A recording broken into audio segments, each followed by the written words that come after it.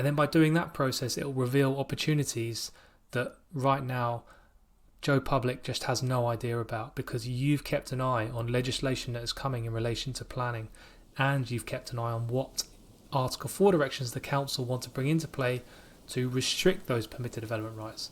I can tell you right now, next to no one is doing that. So if you do that, it's a huge opportunity. Like I say, it's a massive arbitrage opportunity right now, is that you keep an eye on PD, other people won't, and then you'll be ahead of the game, so that when a property comes up that looks interesting, you think, oh, this new PD that's coming in, this is going to change, this is going to make this site so much more profitable than it could be right now.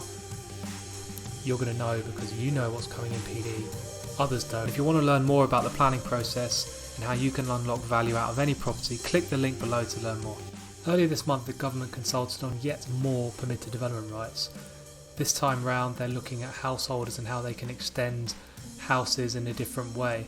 And it got me thinking, this is another consultation that's come about, multiple already this year, and it's got me thinking, how many have there actually been? Because when I started my career, the big one when I first started my career was the changes introduced by permitted development rights to allow office to residential. Now at the time it was very controversial. It was the recession in '08, there was no houses being built, and it was just a way of quickly bringing housing into the housing stock without the need for a lengthy planning process. Since then, the government has repeatedly focused on permitted development rights to bring new housing and new use classes and all sorts of different things. Using permitted development rights only, it's clear to me that in the last 14-15 years of my career, the government has no faith in local government, and they're using permitted development rights as much as they possibly can to get certainty into the market, to get people building. So it got me thinking, how many consultations have there actually been? Like I say, there seems to have just been one coming every month, and it turns out that since January last year there's been 17 consultations on permitted development rights, on planning reform, and nationally significant infrastructure. Now, as we all know, there's been a new planning reform, there's the Levelling Up and Regeneration Act that has now become an act. Later on this year there's going to be secondary legislation that brings all of that into play, and it's going to fundamentally change things for people. All the while there's been 4 consultations on permitted development rights, and this month is just the latest of those, and this now we're talking about different types of extensions to houses. So right now there's these little nuances of PD that, to be fair, need fixing. So right now you can do a rear extension, you can do a side extension, but you can't do an extension to connect those two, because right now the wording of PD is that you can only extend from the original dwelling house. So if you picture a house, a square, you can go backwards and you can go sideways, but you can't fill in this area here, whereas now they're proposing that PD allows you to do a wraparound extension around the whole house at ground floor level, which is quite positive, to be honest.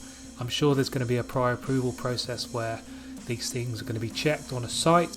The other one they're consulting on is roof extensions. Now right now, if you're to do a dormer window, there are very specific requirements in the PD that say it needs to be X meters away from the ridge and X meters away from the boundary of your walls, so that basically your dormer window is in the roof rather than it being just a box extension.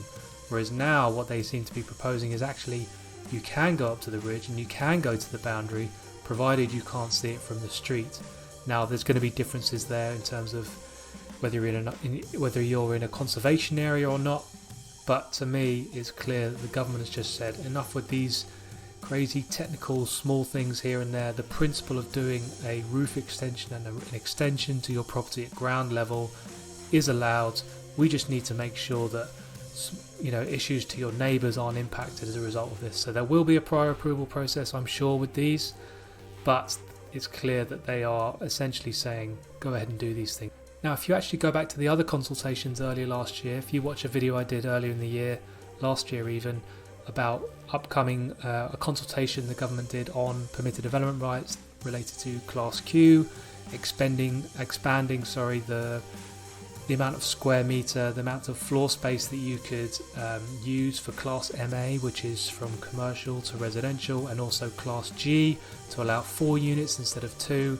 They're basically, again, using PD to get more and more homes through PD than you can through planning permission, which is such a long process.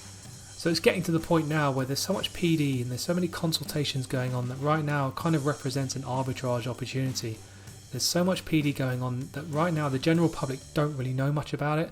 I get comments and questions from my videos quite often about, even though it's a consultation, there's an assumption that this is in place right now, and there's kind of a misunderstanding of what PD can do and what it can't, and what an Article 4 direction does and what it can't. So really, I just wanted to take this opportunity to set out that right now, even though it might seem incredibly confusing about all these consultations going on, changes to the Planning Act and things like that, right now is a great opportunity that if you can understand what's going on, you can then apply it so that when a site comes up in the future, you know what's on the horizon, you know what PD changes are coming, so that maybe you can see an investment that might be really cheap now, and then in the future, as soon as this PD these PD regulations come out, a huge opportunity opens that no one else saw. So I kind of wanted to prepare you for that and just kind of give you the tools to make sure you know when things are coming and how to know what's coming. So the first thing to do is, as I kind of do with these videos really, is just to keep an eye on legislation. Now DLUHC's website is publicly available. You can check every consultation that they've done forever, but in particular you want to check the ones that have been going on for the last year. When were the consultations done? And then keep an eye on if any other consultations happen as a result of that. They're very easy to search for. You just go on the website, look for consultations, look for anything related to planning, anything related to planning reform, anything related to permitted development rights, and have a look at what they're proposing. Note down what their changes are, and then have a look maybe what opportunities is that going to create for me. There was a consultation on expanding the kind of parameters of Class MA and Class G. If they do expand Class MA from 1,500 to 3,000 square metres, what sites does that open up for me? And similarly with Class G. Right now you can get 2 units above a retail unit or a commercial unit at ground floor, whereas they're proposing now to get 4. What sites do you now need to look at that might be an opportunity, which might now be locked, but later on this year they might not be? So keep an eye on what consultations are going on, what they're proposing, and just think about kind of practically what does that actually mean. And then after that you want to track that legislation. You want to track if that's actually going anywhere. It starts off with a white paper, then there'll be kind of suggested changes. We're going to do this is what we're proposing, last consultation, and then it will likely come into place. You want to keep an eye on that. Once you've kept an eye on that, similarly at the same time, bear in mind that local authorities will be doing exactly that same thing. Local authorities, so if you think about what the government's trying to do, they're trying to bypass the whole planning process of going through local government and slowing down the building process. Because to my mind, to me it looks like the government don't trust local government, and that they are using PD to bypass all the things that local government use to slow down the process. So if you think about the local government as an interested party, they're going to want to stop that. They want as much control as possible so that they can get the benefits that they need for their council, for their residents, right? So when you submit a planning application, because you're submitting for planning, the council can request loads of benefits from that development in order to help their local community. The government is introducing lots of things to bypass all of that, so there's certainty for you as an investor and as a developer to use PD, get ahead of the game, and have more certainty in what you're investing in. So with that in mind, local government have a way of introducing Article 4 directions. Now there's a lot of confusion about what Article 4 directions are. Article 4 directions have the ability to restrict certain types of permitted development rights, not all. There's a really common misconception. I get questions quite often about, can I do this in an Article 4 area, or what happens if I do this in an Article 4 area? You need to check what the Article 4 direction restricts, because the Article 4 direction can restrict rear extensions, or it might not. It could restrict Class MA and Class G, or it might not.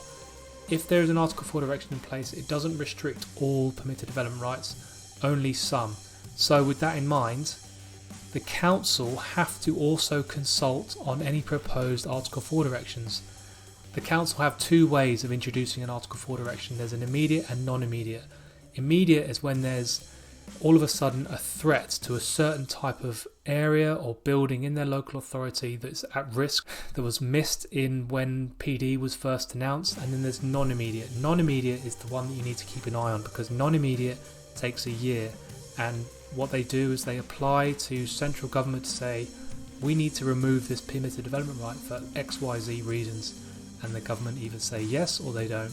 But you can track that, you can find out what the local government is introducing. So if you combine all your knowledge about all the emerging PD rights, about the extension of Class MA and Class G and bigger extensions at ground floor, if you have that in mind to say, okay, this is coming, but then you're thinking about where do I want to invest? Maybe I want to invest in the Midlands.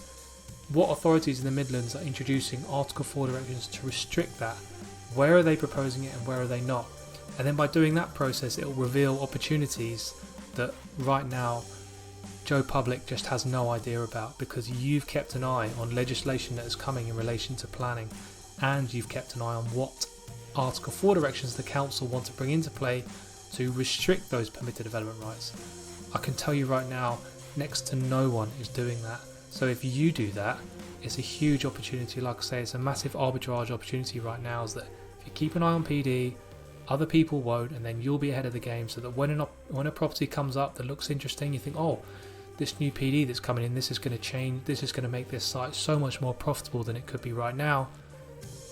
You're going to know because you know what's coming in PD, others don't. And even if people are keeping an eye on the PD rights, they are almost certainly not keeping an eye on emerging Article 4 directions. No one does that, let me tell you right now.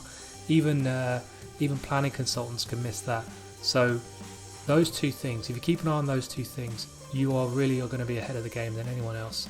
So I hope that's valuable to you. Like I say, it's just a case of keeping an eye on the government website, keeping an eye on the local government website, finding out what consultations they're doing in relation to Article 4s, and then a result of that, all of a sudden a map will emerge of the area that you'll want to invest in, about where's opportunities and where's not, and then you just need to find out if this site comes forward in this area because it's not in an Article 4 area, it's going to benefit from this PD. It's going to be a really be a really interesting site from an investment point of view. Then you might have just found your next great investment. So planning's a boring thing, but generally most things that are worthwhile generally start out boring. So do the boring steps and you'll get ahead of the rest.